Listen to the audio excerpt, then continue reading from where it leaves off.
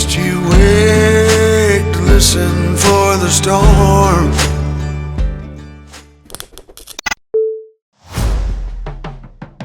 안녕하세요. 엑스퍼트 이야기민의 유동진 법무사입니다. 저희가 5월 3일 이제 총선을 앞두고 제가 이번 달 Q&A는 다음 달에 같이 설명을 해드리는 걸로 하고, 이번 달 영상은 조금 더 총선에 맞게 어떤 정책들이 여당이랑 야당에서 발표를 했는지 제가 소개를 해드리도록 하겠습니다. 2025년 호주 총선이 이제 코앞으로 다가왔습니다. 이번 선거에서는 유학생 정책이 뜨거운 감자로 떠올랐는데요. 비자비가 최대 5,000불까지 오를 수 있다는 이야기도 나왔습니다. 도대체 무슨 일이 벌어지고 있는 걸까요? 오늘 영상에서 전부 확인해 드리겠습니다.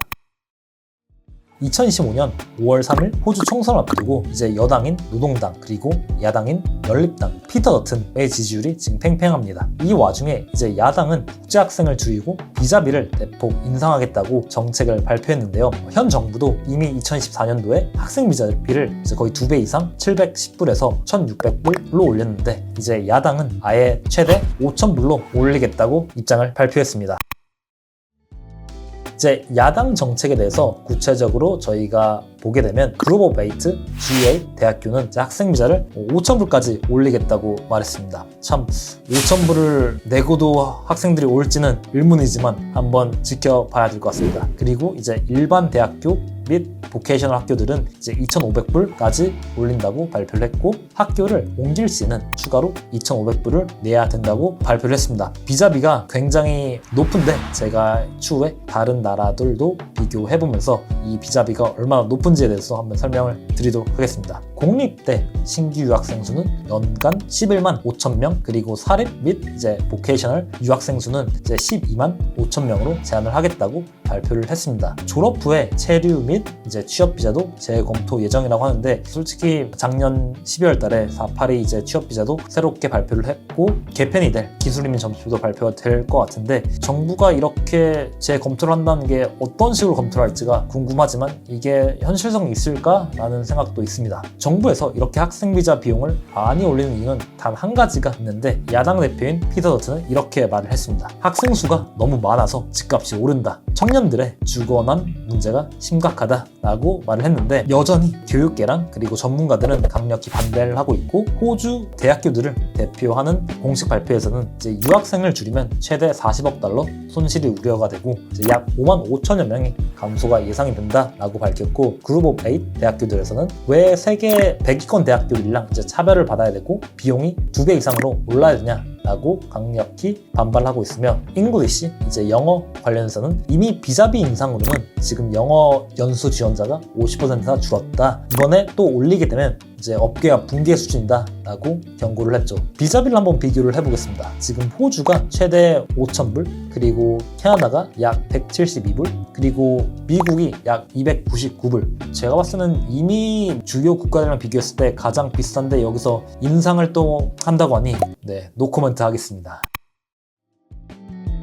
유학생이 정말 이제 집값을 올리는 주범이냐라는 대화가 정치권에서는 많이 나오고 있는데, 피터 더튼은 유학생이 많아서 집값이 오른다고 주장하고 있지만 연구 결과는 전혀 다릅니다. 유학생이 전체 임대 시장에서 차지하는 비중은 고작 4%, 그리고 유학생 수가 13%로 줄던 시기에도 임대료는 오히려 30% 상승을 했습니다. 즉 유학생 숫자랑 이제 임대료는 큰 상관이 없다라고 증명이 된 거죠. 그럼 진짜 원인은 어떤 것일까요? 공급 부족, 건축 비용 폭등, 그리고 1인 가구 증가, 팬데믹 이후에 평균 가구 인원이 감소했고, 결론적으로 유학생들은 정치적인 희생양에 불과하다라는 분석이 현재로서는 많습니다.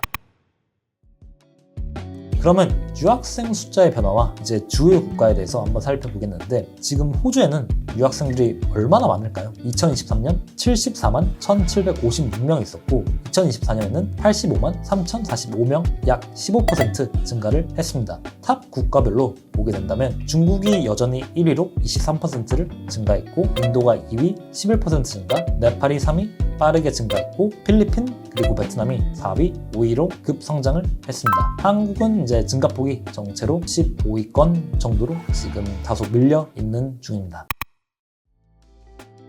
그런데도 불구하고 기술 인력 부족 현실이 큰데, 호주는 지금 이제 브리즈번 2032년 올림픽을 앞두고 기술직 인력이 무려 5만 명이 부족하다고 합니다. 가장 부족한 기술직 탑 5를 요약을 해보자면 목수, 카펜터, 그리고 페인터, 전기공, 그리고 석고보드시 공사, 마지막으로 콘크리트공, 이렇게 5가지 직군이 가장 부족하겠는데, 다만 학생을 줄이겠다고 하는데 이 인력난은 국내 학생 숫자로 해결을 할 수 있을지는 의문입니다. 그러면 이제 실제 취업비자 상황에 대해서 말씀드릴 텐데, 최근에 실제로 승인된 스폰서 사례 3가지를 소개를 해드리겠습니다. 먼저 건강기능 식품 제조업체에서 저희가 회계사를 이제 스폰서를 신청을 했는데 6주 만에 승인을 받았고, 이제 치과에서는 마케팅 스페셜리스트 직업군을 후원을 하기 위해서 스폰서십을 신청을 했는데 6주 만에 승인되었고, 마지막으로 브런치 레스토랑에서는 요리사를 후원을 해주고 싶어가지고 스폰서십을 신청했는데 5주 만에 승인이 되었습니다. 이제 대략적으로 보면 현재 한 달에서 거의 2달 이내에 스폰서십이 승인되는 것을 확인을 해볼 수 있습니다. 스폰서십 같은 경우는 아직도 제가 봤을 때는 여전히 빠르게 승인되고 있으니 기회는 충분하다고 생각을 하고 있습니다. 다만 전략적으로 비자를 어떻게 준비하는 것이 관건이 될 것이라고 보입니다. 그럼 마지막으로 이번 호주 총선에서는 유학생 정책 하나로 지금 수십만 개의 일자리와 이제 수십억 달러의 수입이 왔다 갔다 하고 있습니다. 지금까지 현재 발표된 뉴스로만 보자면 UTS 대학교 그리고 웨스턴 시드니 유니버시티에서 직원들을 감축하겠다는 발표도 나왔는데, 이 모든 것들이 단순히 이제 유학생뿐만 아니라 이제 호주 학생들도 워낙 집값이 비싸다 보니까 학업을 안 하려고 하고 최대한 늦추려고 하는 현상까지 보이고 있답니다. 비자비 인상, 인원 제한, 그리고 경제 손실, 단순히 유학 문제가 아니라 이제 호주의 미래와 직결된 이슈인데, 여러분은 어떻게 생각하시나요? 댓글로 여러분의 의견도 함께 나눠주시면 좋을 것 같고, 이 영상이 발표가 되는 시점에는 선거가 마무리되지 않을까 싶은데, 선거 발표 이후엔 어떤 정당이 이제 어떤 이민 그리고 유학 정책을 발표를 하는지에 대해서도 제가 다음번 Q&A와 함께 더불어서 설명을 해드리는 걸로 하겠습니다. 그럼 다음 영상에서 뵙겠습니다. 감사합니다.